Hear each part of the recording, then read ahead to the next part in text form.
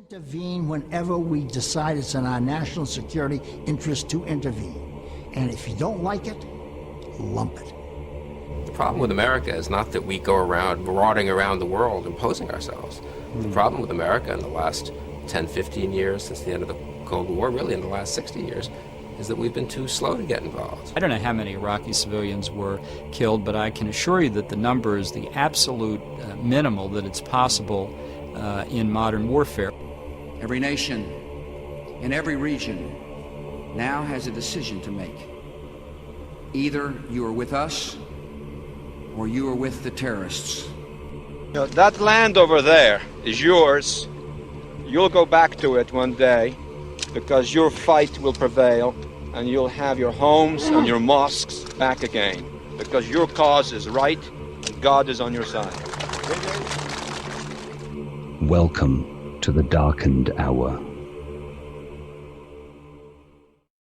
Okay, hello everyone, and hello Adam. Hey, good evening, Richard. Okay, Adam, so today's episode somewhat follows on from a couple of episodes ago. We were talking about Ziad Jarrah, the supposed pilot of Flight 93.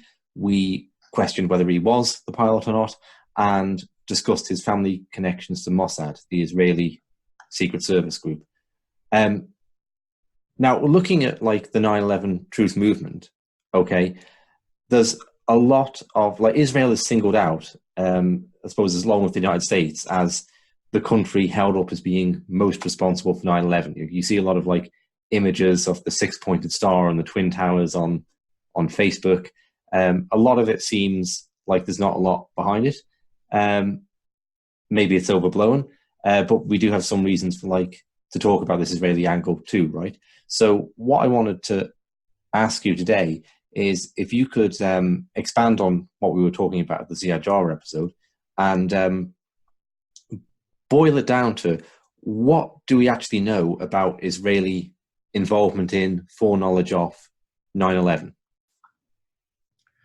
Well, this is a very polarizing subject in regards to basically just the truth movement. A lot of people have made the Israelis as the perpetrators of 9/11, and it's not as simple as that. They weren't the ones who hijacked the planes, and if you want to say that they knew about it, I won't disagree. I think for sure the Israeli Mossad had foreknowledge of the attacks itself. And they weren't the only ones. You also had the Saudi intelligence group, the General Intelligence Directorate out west, the Israeli Mossad here in the east, under the coverage of using moving companies, and which is an ingenious proposition because they can actually move around while the hijackers were moving from Florida to New York, per se. So they would have better coverage and better monitoring of the Hamburg cell, which was based in the east, and Khalid al-Mihdhar, Nawaf al-Hazmi, and Hani Anjar out west, and the Saudis were following them. In the East Coast, there is a moving company called Urban Moving Systems, and it was managed by Dominic Suter. They have an office in New York and in New Jersey, with the bigger warehouse in Weehawken, New Jersey.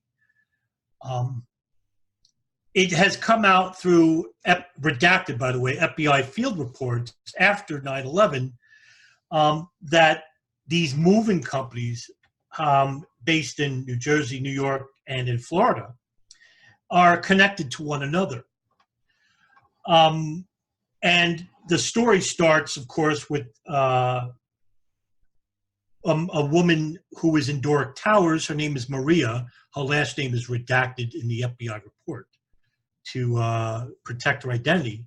And she said that she saw three men who were seemingly celebrating while the North Tower was burning. And that she waited until her husband got home to make a call to the police, in which the police then sent out a bolo, a beyond the lookout, for this white van with the license plate, I don't know license plate, but license plate number was given out. And Maria actually was viewing this celebration with her binoculars. She was up on the, I think somewhere up on like the 20th floor of the towers. Towers are very tall. And that they were in the Doric parking lot, Doric Towers parking lot, which has a wide view of downtown Manhattan. You can see the towers right there.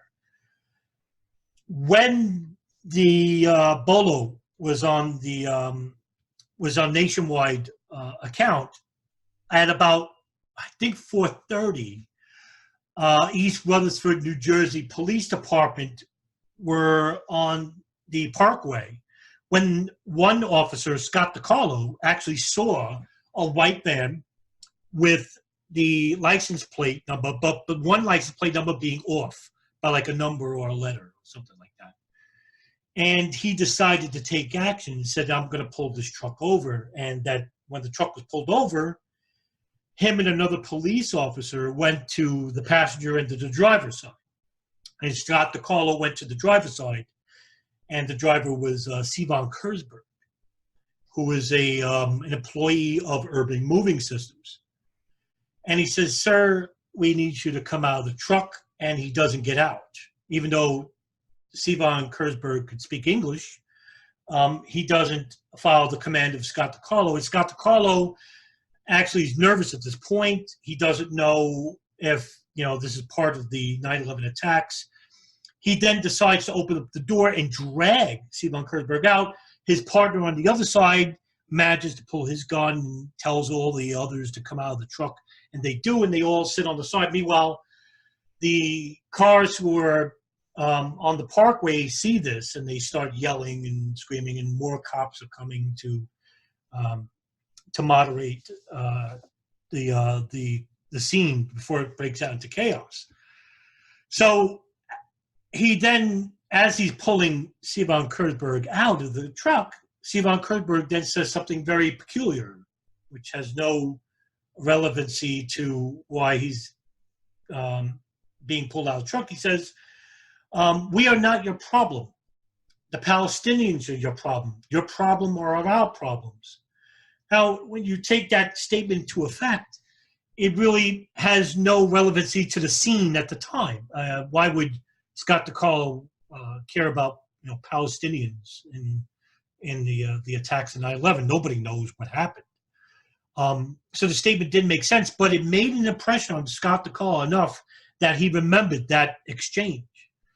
So he notices that the Urban Moving Systems truck had 5 occupants in it at this time. The 5 occupants were Sivan Kurzberg, his brother Paul Kurzberg, Yaron Schmel, Oded Elner, and Mamari, Omar Mamari.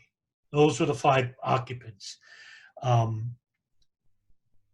When they brought them back to East Rutherford headquarters, police department, Scott DiCarlo wrote a 3-page report, which is not redacted at all. You could view it on archive.org.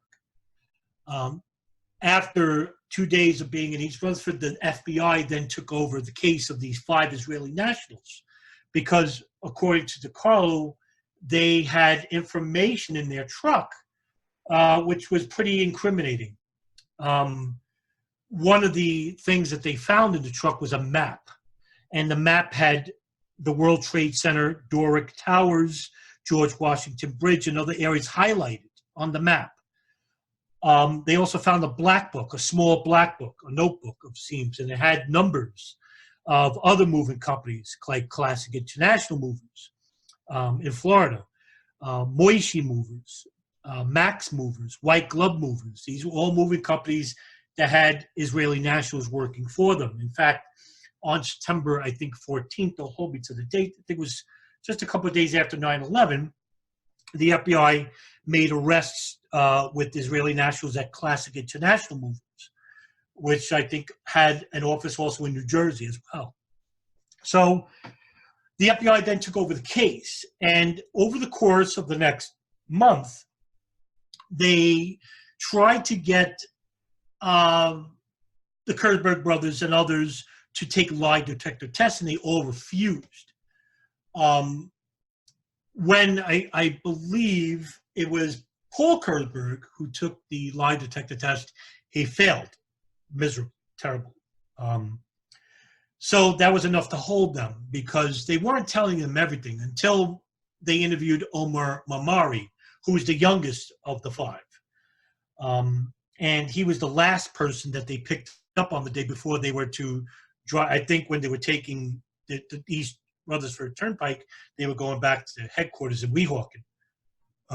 But they also found passports to other countries as well that they were supposed to, I guess, flee from. I don't want to incriminate them like that, but what else would they be? And these were tickets to South America and Europe. In fact, in one of the in a sock of Sivan Kurtzberg, they found I think it was $5,000 cash or $4,000 cash. That's a lot of money in a sock. Why wouldn't it be in his pocket? So a lot of incriminating, suspicious things that kept the Israelis themselves to be held for the next 61 days until pressure from two unnamed senators in New York with the lawyer, Alan Dershowitz, acting as mediator for the release of the Israeli nationals themselves. All to the FBI, who wanted to hold them there for longer, because when you look at the FBI reports itself, which also could be found on archive.org, the report itself is heavily redacted.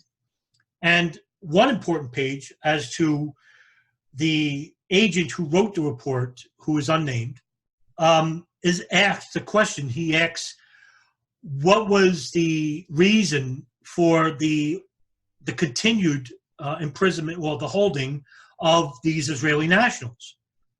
And did they have any type of information that they were withholding? And what was the opinion of the agent himself? And the page is a page and a half long, and it's all redacted.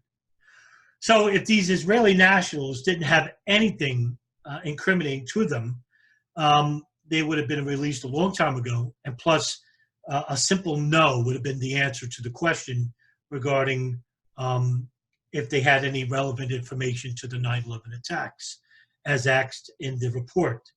Okay, Adam, but the other thing that occurs to me, is there ever been a reason given for why the redactions, right? Because if they're just like three young guys enjoying life in a foreign country, making some money working for a removals company, and they just happened to be in that area, they saw a plane hit a building, so they went up to a high building to take photos, and that's that, then what's the need for the redaction? Has any explanation been given ever for why these reports?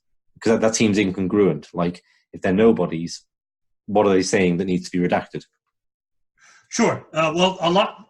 If you have to read the report to understand certain redactions. Some was to protect the witnesses who said, for example, the FBI actually interviewed some of the residences of Doric Towers, asking if they saw an Urban Moving Systems on September 10th or on any other day before that, which is true. According to two unnamed eyewitnesses, because their names are redacted, they actually saw an Urban Moving Systems truck at 8 a.m.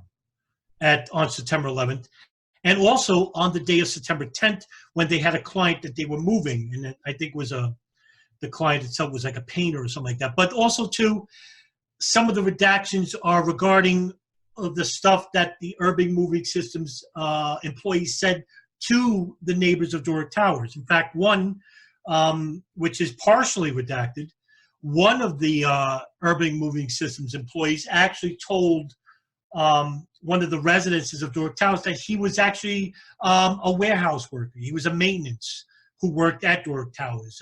He was a painter. So that they were giving these different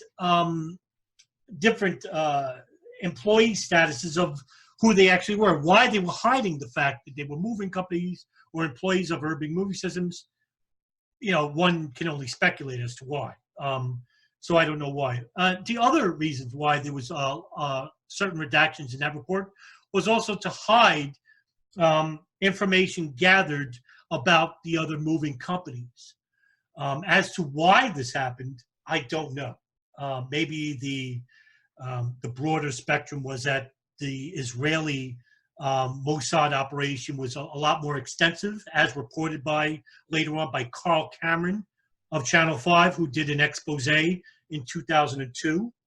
Another reason was maybe they wanted to hide the identities of these people in these other moving companies and the identities of other Mossad operatives, which later became more public in the Shea Memorandum, written by Gerald Shea, who is a lawyer based in, I think, Illinois, who wrote a huge memorandum, which he tried to give to the 9/11 Commission and the Joint House Inquiry, in which they both got the memorandum but didn't elaborate further on it. Incidentally enough, the urban moving systems story wasn't expanded upon by either the 9/11 Commission or the Joint House Inquiry.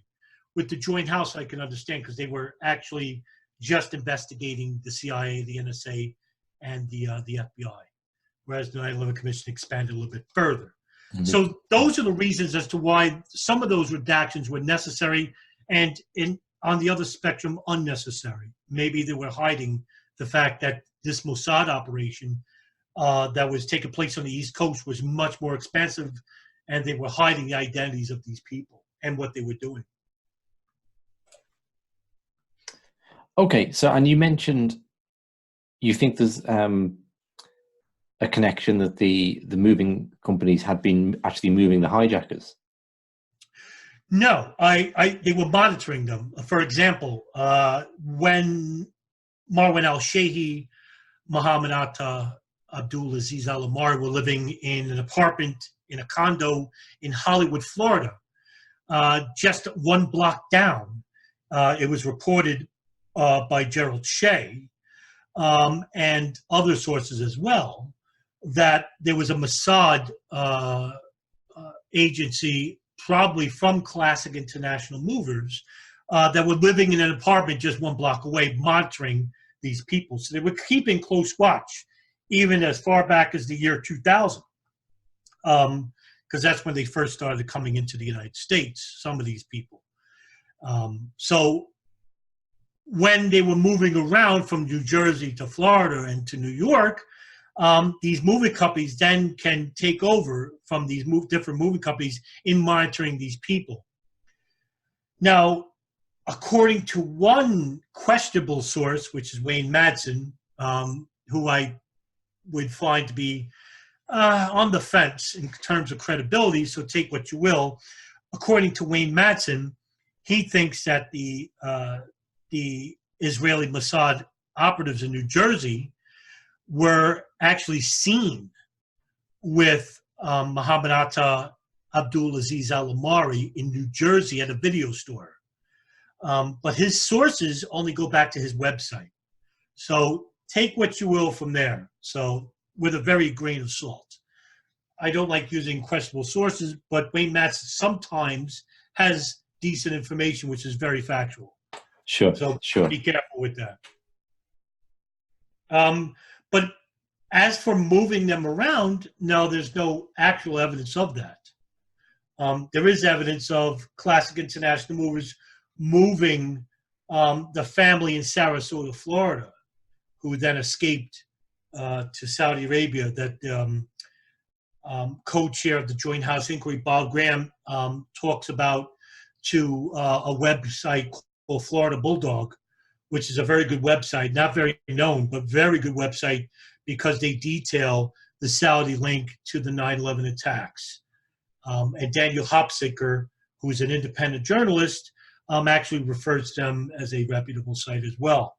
So for anybody listening, go to floridabulldog.com. It's actually a very good source for obscure 9/11 information that you won't hear at the legacy media.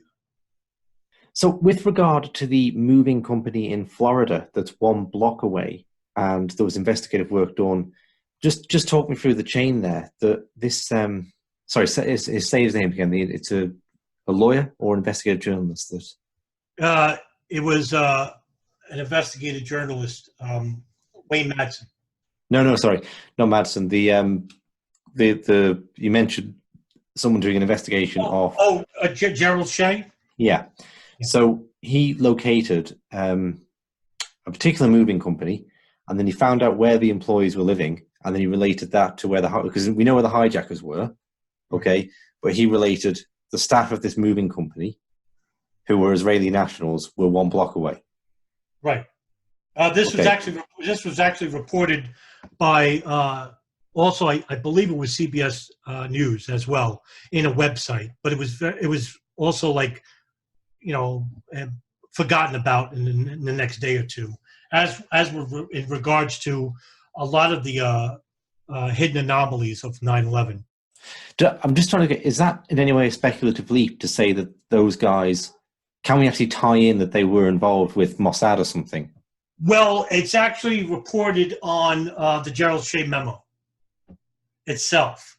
The Gerald Shea memo actually goes into much detail. It's a big detail. Hardly anyone knows about the Gerald Shea memo. But if you look at, just type in Google, Gerald Shea memo PDF, it'll come right up. And it was a very lengthy report done by him. And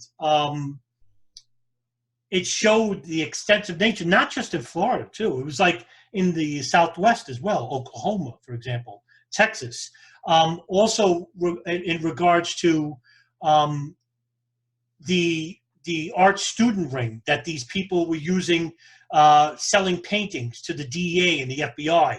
It was almost like they were nebulous between the moving companies and the art student ring. But the Shea memo is the only memo that really goes into detail about the Mossad operative rings.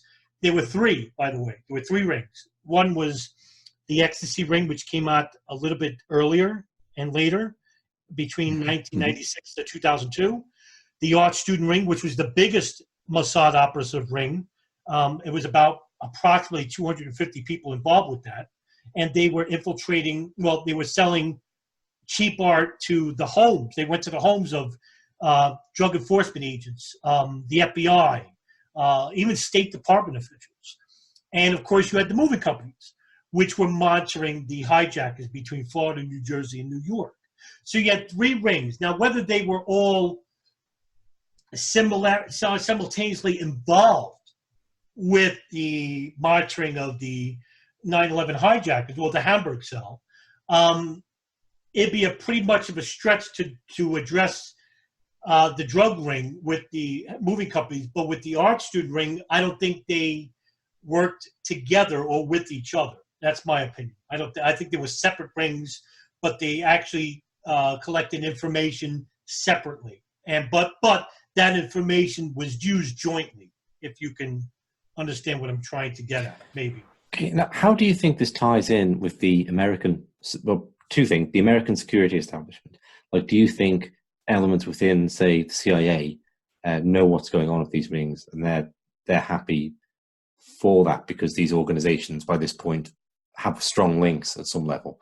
And also with the neoconservative political group that came in along with Bush, and documents like PNAC, the famous one, but also A Clean Break, okay, the Richard Pearl authored pro-Zionist document from a little bit earlier in the 90s. Do you think there's any link there, agenda-wise, as to what's with the allowing these Israeli groups to operate and covering up when they do operate within the United States then, and with maybe wanting certain outcomes with regard to 9/11 to be able to do things like go to war in Iraq and so on?